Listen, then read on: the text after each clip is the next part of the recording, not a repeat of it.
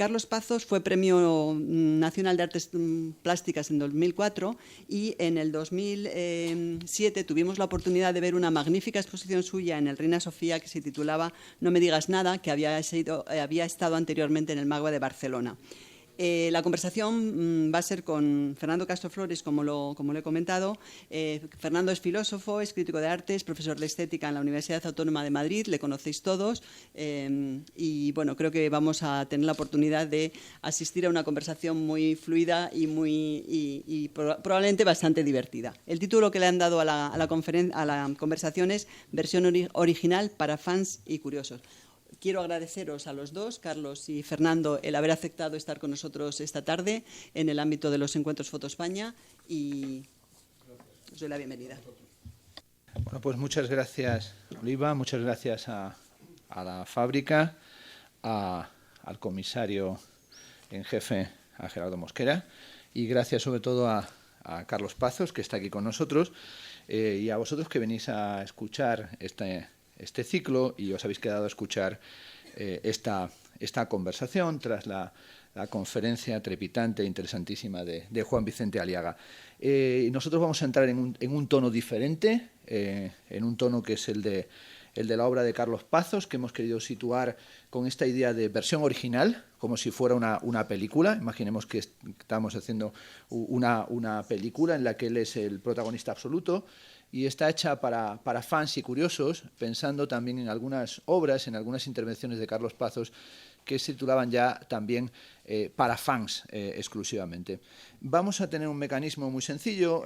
Yo voy a hacer unas consideraciones mínimas, preliminares, sobre la obra o sobre algunas ideas que me suscitó en su momento y ahora el trabajo de Carlos Pazos, algunos datos biográficos o curriculares. Carlos trae unos textos que nos quiere leer, que nos sirven de introducción, y luego sobre un material fotográfico y un material de imágenes desde los años 70 hasta hoy iremos charlando de una forma que no hemos querido planificar. Bueno, no hemos querido planificar, aunque tampoco quiero ser completamente un embustero, dado que ayer quedamos para vernos las caras tras llevar a lo mejor más de una década sin poder encontrarnos, pero teniendo señales el uno del otro, y quedamos a las 7 de la tarde y dijimos, bueno, vamos a ir hablando, preparando la conversación, y lo malo es que ayer hicimos una conversación que duró hasta las 3:30 y realmente en esa conversación hablamos de lo humano y lo divino, y sobre todo tuvimos el privilegio de estar en uno de los estudios de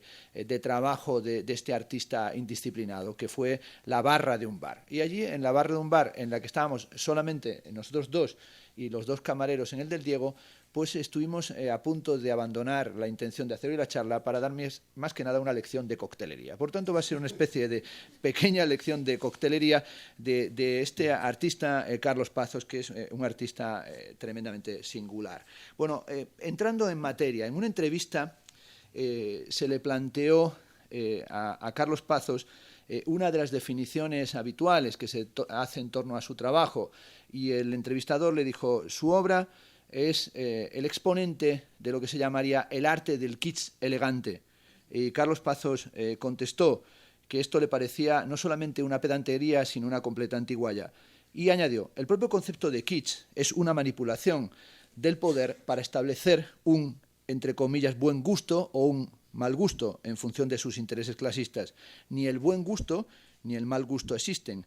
Existe simplemente el gusto.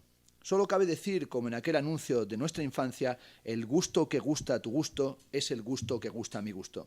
Lo de kitsch elegante ya es una barbaridad. Relacionar el gusto con la elegancia no tiene ni pies ni cabeza. Sin embargo, es curioso porque revisando la biografía de Carlos Pazos, nacido en Barcelona en el año 1949, encontré que en el año 2004, concretamente en octubre, se le dio el premio Mario Benlliure del Ayuntamiento de Madrid, y en el 2004 recibió también el Premio Nacional de Artes Plásticas. Y se dice así: concedido a don Carlos Pazos por la originalidad y personalidad de su obra, emparentada con la estética del kitsch y con la poética del objeto. Además, se ha tenido en consideración el humor sutil e inteligentemente provocador que se desprende de sus obras. Es decir, aquello que él no quería hacer es lo que la propia acta del Premio Nacional de Artes Plásticas ya dice: un artista que parece que no se libra de ser kitsch. Sin embargo, Carlos Pazos tiene que ver más con otra tradición, con la tradición del objeto encontrado, que él asocia a una particular lectura del arte pop, con una idea del collage y de la fragmentación, que tiene en su caso mucho de intempestividad, pero también de rememoración. En cierta medida es una mezcla entre el mundo del arte pop, el conceptual, y, ¿por qué no?, la rememoración casi proustiana. En una ocasión dijo Dionisio Cañas, escribiendo sobre Carlos Pazos: quien compra en las tiendas de viejos Carlos Pazos, en las de cachivaches y en las de trastos, busca algo más que una pura catalogación de los recuerdos ajenos. Busca un archivo caótico de su memoria personal herida por el tiempo. Pazos efectivamente es este artista que busca cosas que están heridas por el tiempo, que busca en esas tiendas, que parece que buscara en lo abandonado, en lo olvidado, en la basura. En cierta medida se comporta como el poeta de la modernidad, como aquel poeta moderno que Baudelaire ya asoció con el trapero, con el niño, con el flâneur, con la dimensión contemplativa de aquello que ha sido excluido. Es evidente que su obra no solamente es la de alguien que rememora, es también la de alguien que tiene un fino sentido del humor, incluso de la ironía, y que acaso toda su obra está atravesada por el mecanismo de lo cómico, eso cómico que en la obra de Carlos Pazos es la comicidad doble. Nos reímos de lo extraño y nos reímos también de nosotros mismos. En cierta medida es una forma de la comicidad que también es una forma de camuflar el drama, esto es, de mostrar algo que está en el borde del peligro. También su obra es una obra de una imaginería bizarra o incluso que tiene algo de gamberro, donde mezcla deseos y reacciones comprensibles. Se ha hablado de su obra como una obra de un terror dulce o de una obra que tiene algo de enamoramiento, de fascinación amorosa, una obra sin duda que está atravesada por el sello de la nostalgia y de la melancolía, una nostalgia que le lleva constantemente al terreno de la infancia. Carlos Pazos convoca algunas de las imágenes arquetípicas del mundo infantil, Bambi, Dumbo, Peter Pan. Leía también una entrevista que decía: cuando me regalaban los juguetes de pequeño, a veces los quería poner en funcionamiento, si era un cochecito lo echaba a rodar. Pero una vez que lo echaba a rodar veía que era un aburrimiento, que solamente rodaba. Y finalmente me dediqué a ser un niño que atendía a los objetos de forma contemplativa, es decir, que finalmente únicamente los miraba más que jugar con ellos. Y esa situación de estar contemplando los juguetes le llevó a ser un artista no solamente que vuelve a la infancia, sino también un artista que en cierta medida quiso alargar la adolescencia. En el catálogo de la exposición del Canal de Isabel II, una obra para un espacio, Carlos Pazos escribió un texto que me gustaría recordar en esta introducción que está culminando. En el año 1983-84 realicé una serie de dibujos titulados Regreso al país de nunca jamás, en el que intentaba relatar los restos de los sueños de Peter Pan y cómo estos habían quedado anclados en mi dimensión infantil, algunos de los cuales seguían persiguiéndonos. En Naufragamos, Peter Pan, anclo el barco de esta historia y queda flotando su sombra errante. En cierta medida de lo que está hablando siempre Carlos Pazos es del sueño de un niño que vuela como guía de sus amigos, de sus seguidores, de sus fans, y que nos quiere llevar a un territorio poético, pero también, insisto, a un territorio sombrío, a un territorio marcado por el humor y también por el humor de la melancolía, con un pensamiento obsesivo que, dice Pazos, me persigue y no me abandona nunca. Ese pensamiento es la idea fija. Y esa dimensión de la idea fija aparece en este artista que, aunque hoy hablemos de él en una clave periférica, fotográfica, es en realidad un artista preocupado por la construcción de una autobiografía. Un artista radicalmente autobiográfico. Desde obras como una de las que a mí más me gusta, Milonga, en la que aparece Carlos apoyado en la barra del Cibeles con aspecto desolado y melancólico, hasta los divertimentos de los años 70 o la serie muy conocida Voy a hacer de mí una estrella o El suelo de la fama, está siempre jugando a una diversión, a ser otro o a hablar de los deseos de convertirse en otro, ¿por qué no en una estrella de cine o en un cantante, en un divo del mundo musical? En cierta medida toda la obra de Carlos Pazos es un retrato, por hacer una paráfrasis de Joyce, del artista adolescente, de un artista que no quiere evitar el narcisismo, que sabe la importancia que tiene el narcisismo en la construcción artística, un artista que no oculta la importancia en su obra de la coquetería. Aquí le vemos, ¿verdad?, como el rey de la raya del pantalón. Es decir, un artista que sabe la importancia del dandismo y que sin coquetería y sin dandismo a lo mejor desaparece la dimensión moderna del arte, pero que también ve una sombra, un signo de la ausencia y la necesidad de hacer esa obra, bonjour melancolía, buenos días tristeza. Todo comenzó, según las propias palabras del artista, como un niño jugando a adulto. Pero dice, ahora soy un adulto que vuelve sobre su infancia y que quiere pensar una iconografía del deseo que a veces también es la iconografía del miedo. El miedo, ha escrito Carlos Pazos, es una sensación que he conocido desde siempre, cuando me sentí lanzado al mundo exterior. Y la emoción extrema es la emoción de la protección y de mi infancia, que nunca desapareció por completo. Me decía en los mails que intercambiamos con todas las imágenes que fueron llegando y que Ana nos compiló, que sentía un poco de vértigo y que le daba un poco miedo que íbamos a hacer los dos juntos, porque tengo que decirlo, Carlos Pazos, que ha tenido bares, incluso que ha tenido locales de baile, pues nunca nos hemos pegado un baile, o sea, y no tenemos ni idea de en qué baile podíamos estar juntos. Y ese miedo tratamos ayer de exorcizarlos, tomándonos varios cócteles que a mí me sentaron horriblemente mal. Y a última hora de la noche me dijo con cariño, sobre todo di en la introducción que mi obra no es una obra fácilmente catalogable, pero que si hay un término que la sintetiza es el término indisciplina o indisciplinado.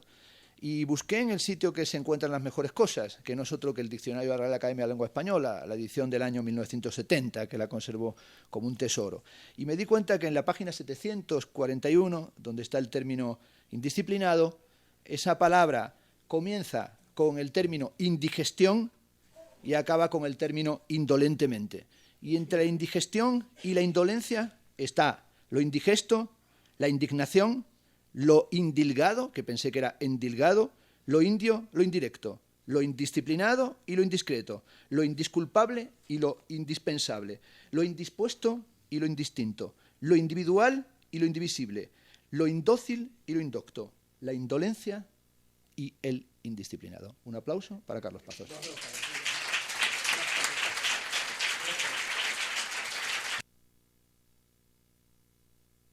Bueno, muchas gracias, Fernando, y gracias a todos por estar aquí. Y vamos a ver cómo me salgo de esta, porque yo en las barras de los bares, y sobre todo después de unos cócteles, pues largo, pero así me cuesta más. Pero bueno, os voy a leer primero unos fragmentos, porque es todo bastante más largo, pero no quiero aburriros demasiado. Pero yo creo que así entramos un poco y me conocéis un poco más, los que no me conocéis, como artista y también como personaje, o como persona, vaya, incluso, no sé. El primero lo escribí para el catálogo de la exposición del MACBA y del Reina Sofía en 2007. Y insisto en que es un fragmento. Dice, la vida no me gusta casi nada. El arte de vez en cuando me gusta un poco. Si no tengo más remedio que estar en el mundo, prefiero alternar las decepciones y el sufrimiento que la vida nos proporciona con las hermosas mentiras del arte, de las artes. Nunca he tenido la sensación de que mi dedicación al arte estuviera impresa en mi programa genético. No soy artista vocacional ni dotado. Soy artista por voluntad, por decisión, por emperre en convertirme en alguien con cierta idea de riesgo, en alguien radicalmente inútil, convencido de que no hay que resistirse a hacer el ridículo. Con ello, supongo que resulta evidente que para mí no hay biyección, esa que alguien estableció hace unos años, vida-arte, arte-vida, que venía de Fluxus, pero en fin, hubo un artista español que pinta como Velázquez, que estableció esta biyección, no sé si os acordáis de ello, sino pura convicción. La vida forma parte de mi obra. Y por lo tanto, y esto es fundamental, la actitud individual y social también. Acérrimo detractor de vivir, infatigable y perseverante en el intento de entender el mundo, ya que no de compartirlo, sigo con la pretensión de dedicarme a disfrazar la vida de pasatiempo, en no entender la existencia como un camino hacia alguna meta. Ser artista como coartada, como excusa para superar la timidez, hacer lo incorrecto, decir barbaridades y cometer imprudencias. Para hacer el ridículo sin tapujos, sin tener que encapotar mi desamparo, mis angustias, mis terrores y mi ignorancia con el ceremonioso rictus de la inmutabilidad. Me construí como artista a la vez que funambulista en la cuerda floja, manteniendo la independencia ante una afición y ante un mercado que, cierto es, poco se ha fijado en mí porque no me consideran un profesional. Y a decir verdad, no se equivocan, pues siempre he rechazado que la dedicación al arte sea concebida como mi profesión. Mi dedicación al arte obedece a un intento de supervivencia social y emocional, porque como artista intencionado estoy convencido de que el arte es evitable, de que no sirve para nada en lo funcional, o como mucho para hacernos compañía en la desolación. Un artista con matices fuera de registro, que ha preferido apuntar antes que disparar y que ha buscado el grito en la más inesperada onomatopeya, no en la más desgarradora. Un artista intimista, no un artista parapolítico. Un artista ligero, que no volátil o insustancial. Autista, tal vez. Romántico por individualista, excéntrico por exagerado, dandy por impertinente, iracundo por desesperado. Atacado de descreimiento absoluto, el arte es finalmente, sobre todo, mi espacio de resistencia, el espacio de la autenticidad del artificio, del engaño, del desliz, de lo ilusorio, de la simulación, de lo intersticial, de lo alarmado y de lo enquistado en lo intersticial. Ese espacio abierto o cerrado en el que, puesto que no puedo dejar de ser, casi consigo ser nada. Aquí acabamos. Es muchísimo más largo, pero no os quiero aburrir más. El segundo es un libro, esto voy a hacer publicidad de mi libro. He visto que la central ha tenido el detalle de ponerlo aquí en la mesa de entrada. Este es mi último libro, que ha salido hace muy poco, y os voy a leer un texto que es parte del prólogo y que podríamos ilustrarlo ya con una imagen. Es una imagen, aunque no lo parezca, soy yo, pero fui yo, ¿no? Y este, que lo tenía recortado por aquí, este es todavía más triste. Cada vez que me miro en el espejo hago un balance. Mientras se desencadenan a velocidad imparable las diapositivas de ese medio siglo largo como habitante forzado de un mundo que no entiendo ni quiero, desde hace ya bastantes años me levanto y no me miro en el espejo. Incluso a veces me afeito de oído para evitarme. A veces no lo hago. Permito que el rostro que archivo en la mente intente ajustarse a la del resucitado, cuya imagen se ha fijado en la pantalla con expresión de espanto. Ensayo sin éxito esbozar una sonrisa que no lo parece, una seriedad que no existe. La representación ante el espejo resulta un fracaso. Lo peor ha llegado, y hay más por llegar. El castigo se repite y se acentúa día a día, sin quererlo, sin notarlo. La hora llega. Las dos diapositivas arden juntas en la solución final. No leo más porque es larguísimo y muy pesado, incluso muy deprimente, ya veo. Bueno, vamos entonces a hacer ahora la parte que teníamos elaborada con las imágenes, que es el repertorio de las que nos fue mandando Carlos durante estas semanas previas, que como vemos arranca con esta fotografía de Carlos con el perrito en la mano y con el sillón familiar. Hay algo de escena del crimen también, como se puede advertir, porque el perro tiene cara de estar pasando una cierta agonía, y también pues el toque de modé del propio abrigo o lo que sea. No, es un batín. Un batín. Bueno, podemos... Yo era un niño muy enfermo, esto os lo he obviado. Era un niño muy enfermo y siempre estaba en la cama, ya, por supuesto para no salir a la calle, entre otras cosas, para ir al colegio, porque a mí me ha horrorizado siempre la cosa de enfrentarme al mundo, ¿no? Siempre intentaba quedarme en casa el máximo tiempo posible, y entonces siempre estaba enfermo. Yo creo que me inventaba enfermedades, y así que estaba todo el día con el batín, y del batín a la cama, y de la cama. Esto debía ser un día pues como de Reyes, algo así. Sí. Y entonces pues, ya ni me vistieron, ¿no? Me pusieron el batín porque ya después de abrir los paquetes ya me ensobraba directamente, y así ya había pasado todo aquel horror. Era su precedente Hugh Hefner, siempre en batín, solo que este es el momento preporno de Carlos Pazos, en batín permanentemente en su casa. Bueno, también la segunda imagen que nos mandó era de la serie Modelos de Escultura del año del año 74, donde vemos que también era un artista reflexivo, que era también un pensador, haciendo el pensador de Rodin. Incluso tuve pelo alguna vez, ¿no? Sí, sí. Bueno, y estas son piezas que también hay que recordar, ¿verdad? Carlos Pazos estudió inicialmente arquitectura, comienza arquitectura, luego estudia en la escuela EINA. Me contaba ayer que en el arranque de su trayectoria le ve como gran figura a Rafols Casamada. Aquí vemos también cómo hace una parodia de la escultura, hasta de la relación con lo académico, convertido él mismo, ¿verdad?, en hombre estatua. La idea de este trabajo, que quizá no aparece nunca, aparecen siempre las imágenes, pero quizá nunca van acompañadas de un texto que explique un poco más. Yo lo que pretendía era que, a partir de este modelo se realizara otra escultura y de alguna manera, a partir de la escultura resultante, volvía a copiar Entonces yo quería conseguir deformar el modelo inicial del pensador, ¿no? que al final fuera una especie de casi que fuera un pensador informalista, que casi fuera una materia gris que estaba ahí convertida en una plastilina, ¿no? Sí. Este era el asunto. Entonces, bueno, la verdad es que no se llegó a realizar todo el proceso que yo pretendía. Y quedó en esa... pensador informalista es casi una contradictio interna. Exactamente, ¿no? exactamente. Ese era el asunto. Como dijo Borges con aquella maldad cuando le habló uno de la filosofía navarra y dijo, esto es un oxímoron, es una contradicción absoluta, ¿no? O es filosofía o es navarra.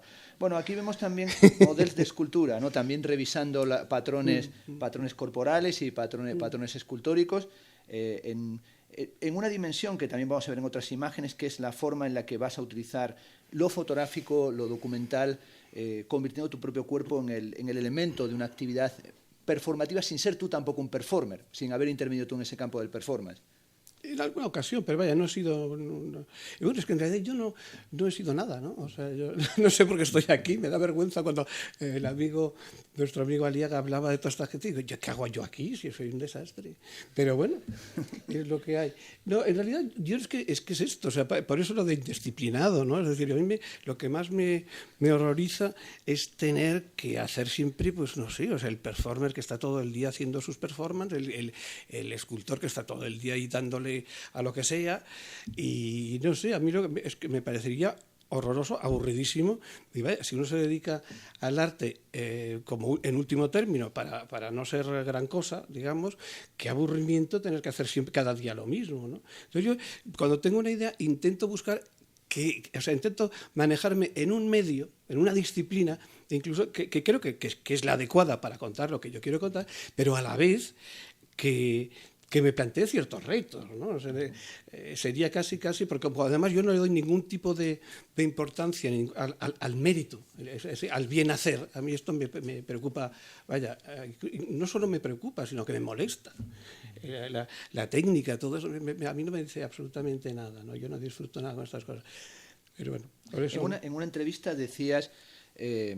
con motivo de la exposición en el MACBA, que luego vino al Reina Sofía, la veríais algunos, extraordinaria, titulada No me digas nada, su impresionante retrospectiva, decías, el arte en sí, y tiene que ver con el texto que nos leías, no me interesa. Lo que busco es la compañía que pueda hacerme el arte. En esa entrevista te preguntaban, ¿tuvo maestros? Y decías, el primero, Elvis Presley. Bueno, aquí viene una serie conocida en el 75, voy a hacer de ti de mí una estrella, en la que aparece esa dimensión también del trabajo tuyo, hablando de la búsqueda de la fama, de la búsqueda del estrellato, pero también esa referencia continua en tu obra del artista que busca el glamour y que busca el éxito, siendo algo que en realidad no ha sido nunca la preocupación del trabajo, ni lo que el trabajo llevaba como consecuencia aparejada. Pero me interesaría, dado que esta serie es muy conocida, ¿qué es lo que llevó a construir esta serie de Voy a hacer de mí una estrella, de la que vemos aquí algunas fotografías, y que es un trabajo como corpus fotográfico importante en tu trayectoria, ¿no? Sí. Bueno, yo me planteé hacer una narración, es decir, entre el año 75, que es la fecha en la que yo produzco estas fotografías, dejo que me hagan las fotografías, o insisto en que me hagan las fotografías, porque hago un inciso, que ayer comentábamos, que hoy le comentaba a Oliva y a Alberta Nauti, que es que en realidad yo no soy fotógrafo, sino que yo soy un objeto fotografiado. Entonces, a mí lo que me gustaba mucho era esta historia, ¿no? De el artista como objeto a ser fotografiado. Entonces, aquí tenemos otro. A mí me gustaba mucho contar, porque a mí me gusta muchísimo el rock and roll, y entonces yo quería contar la ascendencia y caída de una estrella. Ir contando una estrella de que, pues bueno, puede ser, aunque haya aquí poses cinematográficas, pensemos una cosa, esta serie está hecha en el año 75, incluso como dato a lo mejor interesa a Juan Vicente, que estas fotografías se hicieron mientras estaba muriendo Franco. En esos primeros años 70 estaba muy de moda, incluso en el campo de rock and roll, reproducir imágenes de los años 40. Esto por un lado, y por otra toda la historia del glam rock, de David Bowie, en fin, los maquillajes, todo esto. Y entonces, ¿por qué hoy en día posiblemente, si estuviera planteándome esta serie, no la haría así? Es decir, la imaginería sería completamente diferente, ¿no? La iconografía sería completamente diferente. Pero en aquel momento coincidió, y yo quería incorporar a esta serie un factor moda, cierto factor moda. O sea, ¿qué estaba de moda en aquel momento? Pues en Londres estaba Viva, esa tienda que maravillosa, que cerró porque era un lujazo asiático, pero que era una maravilla y se estaba reproduciendo en los años 30, 40, estaba, no sé, la Pasadena Rose Orchestra, los grupos de rock hacían muchas versiones del rock de los 50, etc. Y entonces, por esto, esta historia. Volviendo a tu pregunta o lo que tú me sugerías que contara, básicamente yo lo que quería es construir esta historia de alguna manera inspirado por ese disco fantástico de David Bowie que es La ascendencia y caída de Ziggy Stardust.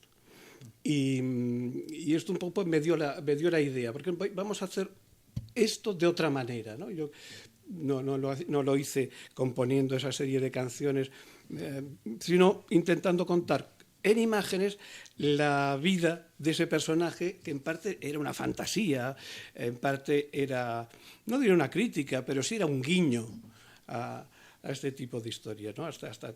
La imagen está muy superficial, que por otra parte tiene mucha enjundia, ¿no? Es decir, esa especie de campo un poco. Después ver otras cosas. A mí me interesa mucho en general, la lectura ambigua. Me interesa mucho, es decir, no hay una. Quizá hay cosas muy dirigidas, pero en general yo intento que las lecturas sean bastante, como te diría, pues bastante blandiblue, ¿no? O sea, que puedas ir. Sí, por ejemplo, también en ese tema de las lecturas ambiguas, también las imágenes, ¿no? Estoy penetrando en tu vida, con toda esa dimensión que también hay en algunas de tus imágenes, ¿no? De alusiones al erotismo, a la seducción, al placer. Esto fue un póster, esto era un póster. Esta es la foto sin el.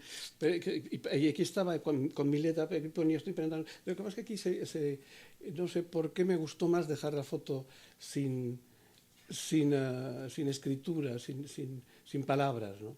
Pero esto era un póster. También vamos a ver en las series de hoy todas esas fotografías donde hay también, bueno, una dimensión de intimidad, ¿no? Como luego va a ver la serie de imágenes que veréis, de imágenes robadas, pero hay una presencia de esa intimidad, de esa cercanía, también la cuestión del deseo y la mirada del otro, porque como antes señalabas, ayer hablábamos de cómo eres un artista que tiene una obra fotográfica y una serie de obras que son fotográficas, pero propiamente no eres tú el que mira por la cámara, sino que el que eres mirado por la cámara, y todas estas piezas que estamos viendo tienen que ver también con la pose, ¿no? Es decir, cómo el sujeto se convierte en sujeto a través de esta objetualización que es la propia pose, y esta sería una de esas imágenes, ¿no? Un retoque al anochecer, también con la cuestión del maquillaje, que como decías, era un tema continuo. Esta era una pieza, esto duró varias horas, esta no le llamaría performance, porque en realidad no sé lo que es, pero se trataba de conseguir una cara prácticamente escultórica, es decir, casi que pudieras tocarla como inanimada, ¿no? Una cabeza inanimada, ¿no? Este era el trabajo. También esta cuestión que titulábamos de la charla de para fans y curiosos, también jugaste en distintos momentos esa cuestión de crear un mito, ¿no? Y de crear un relato como de una autoglorificación o automitificación, también con esta serie, conocerles, amarle, parece como para casi una serie de sobremesa, ¿no? Es decir, puede ser el título de la próxima comedia latinoamericana, Carlos Pazos, Conocerles, Amarle, ¿no? Ese era el título, exactamente. Conocerles, Amarle, Carlos Pazos, Conocerles, Amarle. Esto viene de una canción muy bonita de Phil Spector. To love him is to know him is to love him. Y me parece que esto daba mucho juego. Esta exposición, esta es la imagen promocional de Conocerles, Amarle, pero la exposición contenía todo tipo de souvenirs, incluso un disco. Yo grabé un disco en el que cantaba hits de los 50, de esos que a mí me siguen gustando muchísimo. Había corbatas con mi imagen, etcétera. Había, pues no sé, montones de cosas. Había pañuelos, fulars, había anillos, incluso una carpetita con la serie que después veremos en la intimidad, una carpetita con postales. O sea, era toda esta especie de bazar que alrededor del personaje, de la estrella. Estrella de equipo, no sé, es que da igual. Es como hoy en día la gente que se hace fotos con el teléfono, las ponen en internet y cosas de estas, o se fotografían con futbolistas para que los vean no sé, cosas de... Era un poco esta historia. Yo creo que había ahí esa fantasía. Yo creo que es la fantasía un poco de todo el mundo, o de buena parte de la población del planeta.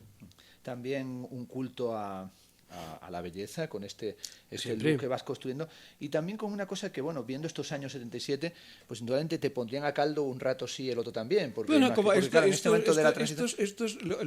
Bueno, es que esto ya es parte, esto no tiene nada que ver con el arte, pero ¿por qué no? Como antes os contaba, a principios de los 70, que con la historia esta del glam rock y tal, yo vivía y sigo viviendo cerca de Grog. Grog es, vosotros quizá conoceréis la marca Antonio Miró. Antonio Miró fue el fundador de Grog, y en los años 70, debe tener un año más que yo, una cosa así, somos de la misma quinta, y con el promotor de conciertos, Guy Mercader, y el primo de Tony Miró, nos vestíamos allí en Grog con trajes de lame verde, botas turquesa, abrigos de piel, y nos pintábamos como putas. Entonces íbamos paseando por la Rambla Cataluña, y claro, o sea, los insultos nos caían, que ya os podéis imaginar. Bueno, insultos, para ellos eran insultos, a mí me da igual, ¿me entiendes? Pero claro, de maricón para arriba, ¿no? Me daba igual, incluso yo creo que nos gustaba mucho que nos dijeran esas cosas, porque además para nosotros no era un insulto, era ellos. Entonces, pero claro, y además no tenía nada que ver con nuestra actitud sexual, es decir, por lo menos no pretendíamos llamar la atención por esto, pero era muy interesante. Entonces, toda esta historia del maquillaje, esta especie, esto yo creo que lo contaría mejor Juan Vicente, pero en fin, que a mí me parece una estupidez el hecho de la indumentaria. Es decir, que yo tengo un amigo que le gustan muchísimo las chicas y que va con faldas.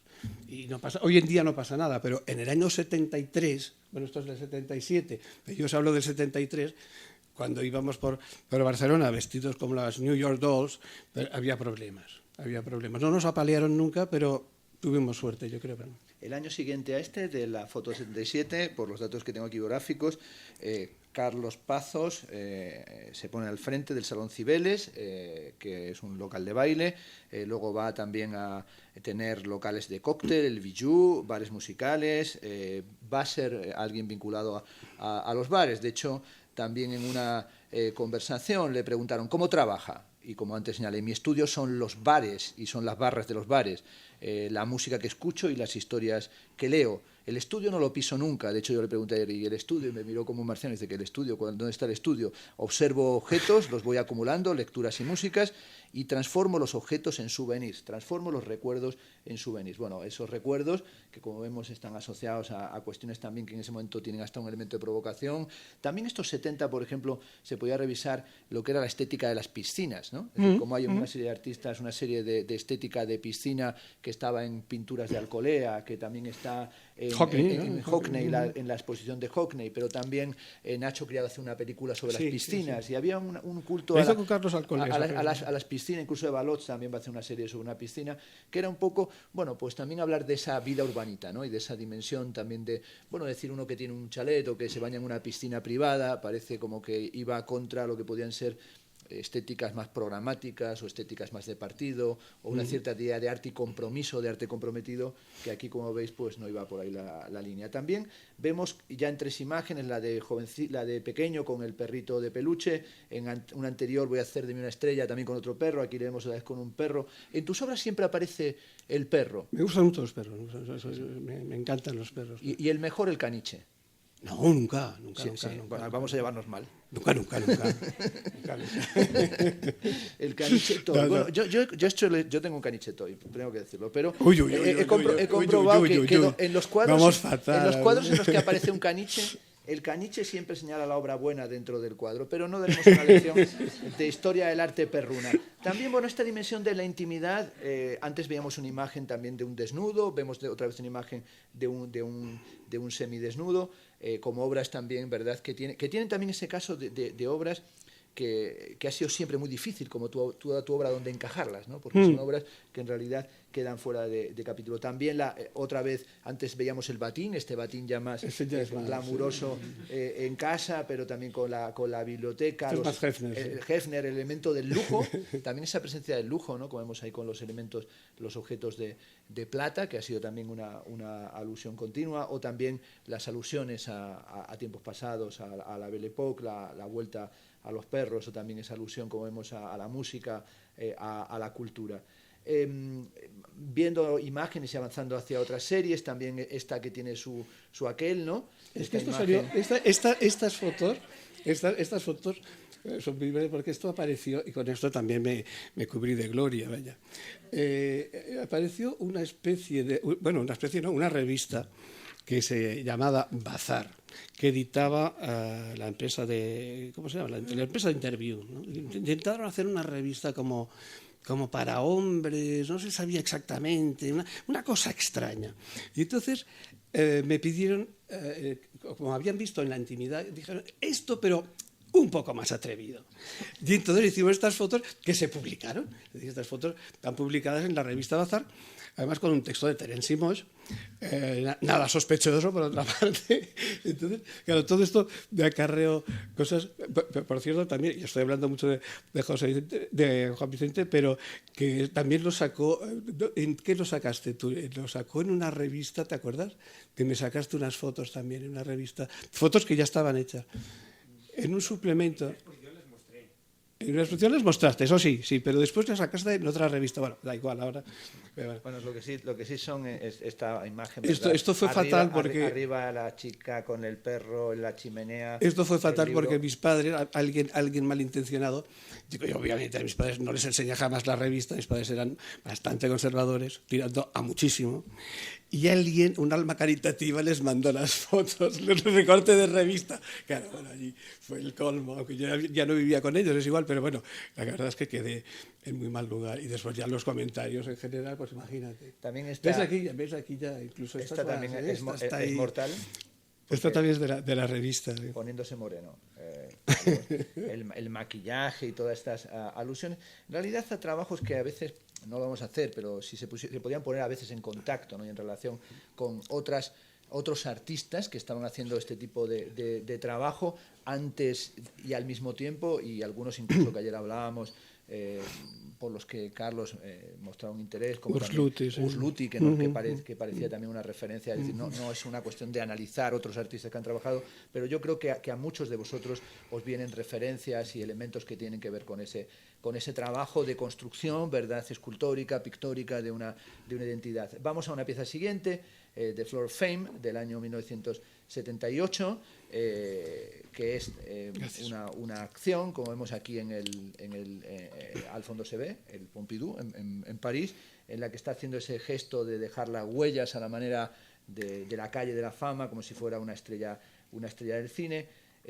Como vemos, no faltan en estas imágenes looks antiguos, ¿no? Es decir, ahí vemos un tipo con una cinta tipo Rambo, o sea, hay una cara ahí se le ve una cara de gran flipe, pero sobre todo se ve como ese momento en el que tú has montado una historia muy glamurosa y el contexto es como de sorpresa absoluta, ¿no? Sí.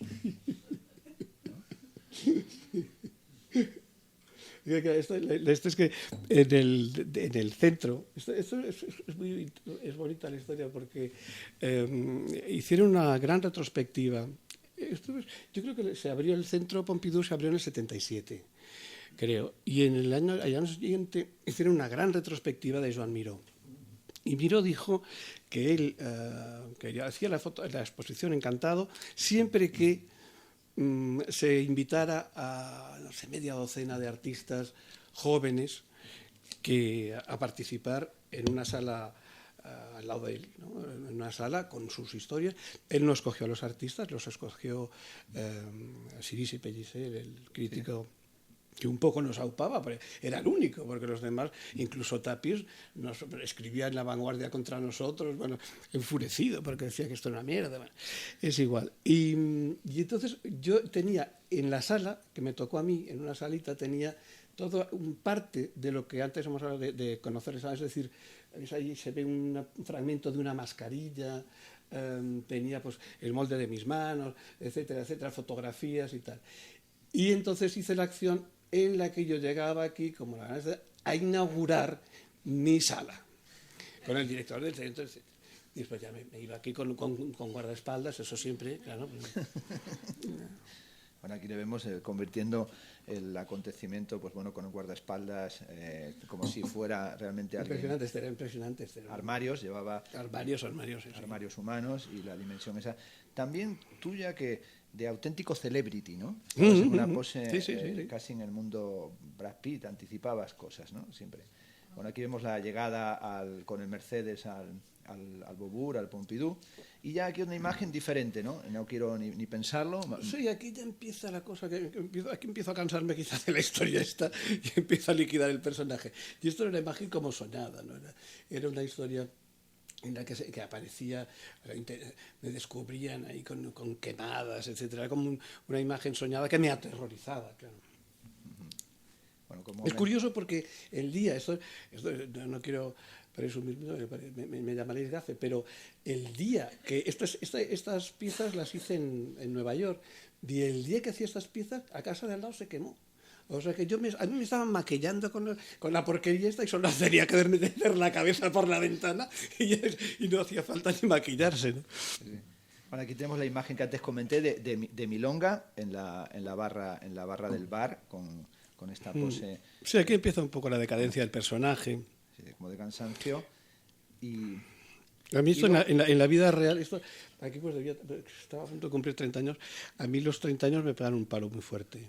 Porque pensé, bueno, aquello que decía creo que Mick Jagger, ¿no? Que a los 30 ya estabas acabado, que eras un desastre y que ya no, que ahí sí ya empezabas a perder esa posibilidad no es posibilidad, sino esa instalación en la adolescencia, ¿no? O sea, que estabas ya, porque físicamente ya empezabas una decadencia. Entonces, después ya me digo igual, ¿no? Superé el bache, ya me da igual. Pero en ese momento estaba muy preocupado. O sea, que en el fondo aquí detrás de esta imagen hay un trabajo, quiero decir, hay una vida torturada. Bueno, en una ocasión decías que aunque tu obra tiene, lo que señalábamos, tiene algo cómico, sin embargo, apuntabas que la vida tiene también algo terrible y que la vida no es un chiste, y aparece esa dimensión de melancolía. Damos un salto hasta el 92, Niños buenos, niños malos, en los que aparece otra vez el elemento objetual del perro, y también la referencia a la bandera de Elvis. Bueno, incluso las revistas porno, ¿no? Como aparece aquí. Esto es una pieza, yo diría casi es una pequeña obra de teatro, ¿no? Esto se hizo en la calle Moncada, en la sala esa que tenía la casa, un ciclo de performance. Y bueno, pues se redecoró todo, como veis aquí. Y entonces yo quise resucitar ese personaje que estaba ya tirando por unos derroteros un poco Wiseman, ¿no? Era un poco el señor des Esseintes, que era un personaje así como más... Aquí se percibe mal, pero aquí veis una tortuga llena de brillantes, porque una de las cosas que en la novela es Aguebourg, exactamente. En la novela él se compra una alfombra Y entonces la alfombra, porque es un tipo muy refinado y muy obsesivo, entonces la alfombra le molesta porque es demasiado estática y no brilla lo suficiente, no sé qué. Y entonces tiene una idea que es coger una tortuga, incrustarle todo tipo de pedrería en el caparazón, y entonces cuando se mueve ya la alfombra no se ve tan tristona, ¿no? Entonces, y me dejaron esta tortuga, que está viva, ¿eh? Y que iba recorriendo en la hora de que estuve trabajando. Entonces el personaje simplemente, este hombre había revistas porno y había de todo. Había todo tipo de libros. Entonces yo tenía un mayordomo, aquí no aparece, hay un vídeo de esta acción. Yo tenía un mayordomo que era el que me presentaba libros. Y yo los mandaba a quemar. Entonces aquí se instaló, que casi se quema la casa también, la sala. Aquí hay una chimenea y al lado había un triturador de estos de papel. Y entonces había libros, pero entonces yo hacía comentarios en directo, claro, porque el público estaba fuera, o sea, el público no podía entrar en mi casa. Entonces lo tenía todos en la calle y se iba retransmitiendo la obra. Era en directo, pero se retransmitía. Y entonces yo iba hablando, pues es igual, por ejemplo, personajes que no soporto, por ejemplo, Barceló, ¿no? Entonces cogía, y entonces este libro, ¡a la hoguera! Entonces, ¡a la hoguera! Dalí, ¡oh, maravilloso! No sé qué tal. Entonces yo iba haciendo comentarios y el mayordomo que me iba sirviendo, acabé cocidísimo, porque me iba sirviendo dry martinis, y entonces... para ser más benévolo, porque si no, lo hubiera acabado todo. Pero bueno, y entonces y al final pues se quemaron muchas veces y aquí llegamos justito porque ya estaba saliendo el humo por porque esto no estaba preparado, ¿no? Era una chimenea que se situó para la acción. Sí, sí. Bueno, también imágenes, el autorretrato que está siempre presente en la obra, como vemos aquí. Este retrato como Freddy Krueger, porque mi mujer se llama Montserrat Cuchillo, entonces la llamamos Cuchillo. Y entonces, tal es mi amor, claro, o sea, yo a veces confundo mi pasión por mi mujer con mi pasión por Freddy Krueger. Y entonces, aquí quería hacerle un homenaje a los dos. Aquí vemos también que hace su particular versión del Don Tancredo. Es interesante subrayar que estas son piezas ya recientes que sí son fotográficas en el sentido de prepararlas como piezas fotográficas. Exacto, no son documentos. Se han visto en Arco, a veces en la Galería 30, en estas exposiciones, pero que están preparadas ya. Esta estaba yo creo en el Reina también. En el Reina, parece, pero que frente a otras que son documentos de acciones, trabajos que tienen otra dimensión, son trabajos que también entran en esa escenificación, o también el autorretrato con Elvis y Lenin, o de qué color son los pies de... Es que estos son mis pies, porque a mí me gustan mucho, odio los tatuajes, pero esto es un tatuaje natural. Pero yo durante el verano llevo esas sandalias en la playa y todo, porque yo de veraneo en la playa es de grava, entonces hay que ir siempre con sandalias. Entonces las dejo siempre y entonces, al final del verano me convierten en esto. Entonces ya estoy subiendo al cielo con este color que no se sabe, blanco, negro, etcétera. O sea, Dios nos quiere a todo el mundo. Y esto del color de la piel de Dios, además, esto era un anuncio de Coca-Cola. Era un anuncio de Coca-Cola de los años 60, principios de los 70, ¿no? Que era un grupo así como Viva la Gente, una cosa de una ordinariez pa' posible. Y entonces me gustó el título este. Bueno, hay muchos títulos que son directamente sacados de canciones o de publicidad, etcétera, ¿no? Que son los propios títulos los que de alguna forma me dan perdonadnos si tenemos que parar. Imágenes de los robados, que vamos a ver rápidas, que son imágenes... Este ya es del año 2008 y esto pues es el personaje, 33 años después de Voy a hacer de mí una estrella, que se va de vacaciones y un paparazzi a Bali, y entonces un paparazzi lo sigue y lo va pillando. Es una serie larguísima, vesla pasando rápido, ¿no? Bueno, a las piscinas no paras, un hombre en piscina, ¿no? Retrato del artista empiscinado, ¿no? También un momento muy Fellini, ¿no?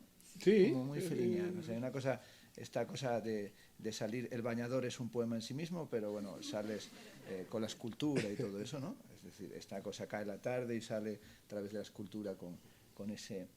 Además, en algunos momentos te rodean esculturas de una cursilería olímpica, ¿no? Me fascinan. Es que cuando tú decías esto, cuando leías eso que yo dije, el gusto que gusta tu gusto y tal, acababa la frase diciendo, pero lo que más me gusta es lo que no me gusta. Y al final es un poco esto, ¿no? Es decir, lo que más me horroriza al final es lo que más me gusta, porque hay una atracción perversa por la fealdad, porque lo natural... Claro, robados, por ejemplo, que vuelve la pose de Milonga es totalmente estudiado. Sí. Bueno, vamos, son robados totalmente estudiados, ¿no?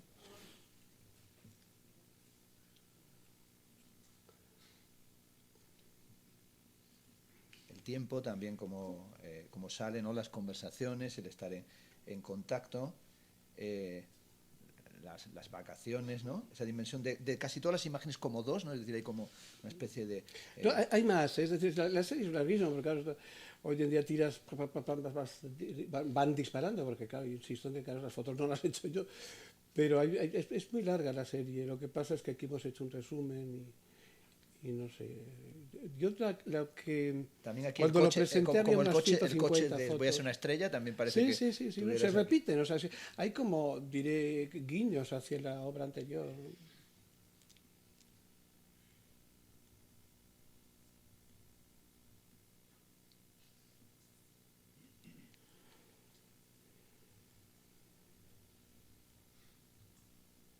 Otra vez una imagen muy cercana. Esto lo quería insistir mucho en que recordara siempre a Milonga, ¿no?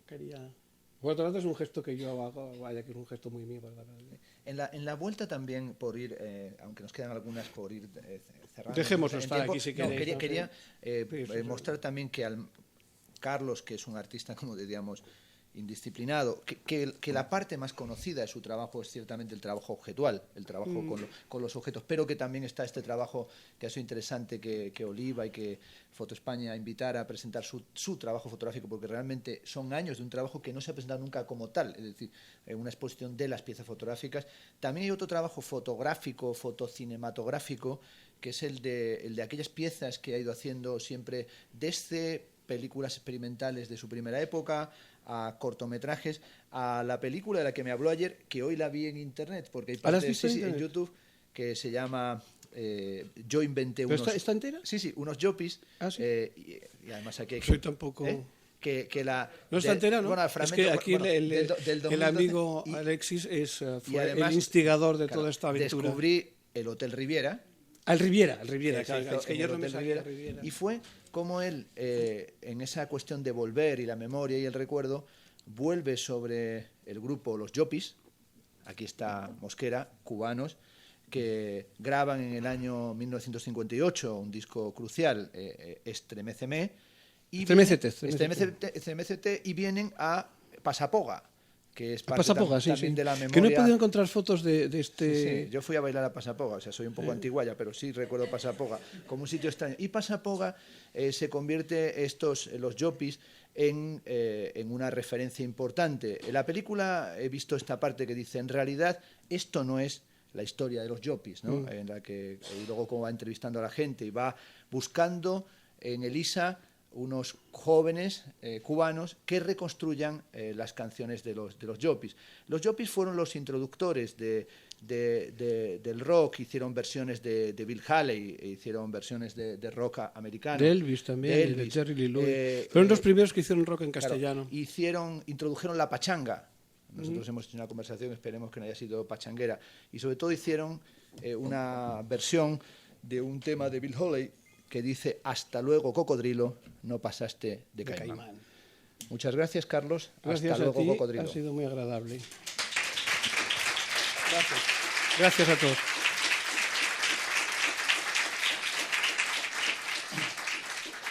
Bueno, como mandan los cánones de la educación, hemos intentado cortar cuando estábamos en la hora de charlas. Sabemos que viene además ahora Del Ferrer, gran amiga de Carlos, y a la que tengo muchísima admiración, con Isabel. Tengo mucho cariño y mucha admiración. Supongo que si hay alguna pregunta la podemos atender. Si hay alguien que quiere... Sí, si hay alguien que quiere hacer alguna pregunta, algún comentario, estará encantado el artista de atenderles. Si alguien quiere hacerse del club de fans, también puede hacerlo. Estamos ahora un poquito apagados, pero... Sí. saltaremos. Buenas tardes. Buenas tardes. Yo realmente lo que quería era pedirle una autorización. Ha salido en un momento una fotografía en la proyección que pertenecía a la colección de Román Escolano, que está ahora mismo expuesta en el Museo Pablo Serrano de Zaragoza. Perdón, que me ha tocado no lo entiendo. Ha salido una fotografía en la proyección sí. que hay una copia que pertenecía a la colección de Román Escolano y que está ahora mismo expuesto en el Museo Pablo Serrano de Zaragoza. Por diversos motivos no lo sabía. me ha tocado fotografiar esa exposición y esa fotografía me ha gustado muchísimo. La he visto reproducida ahí y le he hecho a ustedes dos una fotografía. Se han acercado a decirme que no se puede fotografiar sin autorización. Quería pedir autorización para hacer esto que ya está hecho. Sí. Yo, por mi parte, la tiene usted toda. O sea, no hay ningún problema. Se lo agradezco. Se la haré llegar además al Pablo Serrano, que seguro que les gusta. Muchísimas gracias. Sí. Bueno, eso lo que está bien es que decía Lacan que hay dos discursos. Él distingue entre el placer y el goce. Y distingue entre el discurso del goce y lo que llama el discurso de la universidad. Bueno, nosotros, aunque tenemos algún vínculo con la universidad, Carlos yo creo que pertenece al discurso del goce y sobre todo, si lo habías hecho de una forma o de otra, pues ole tú. O sea, venga, gracias por haber estado aquí. Gracias.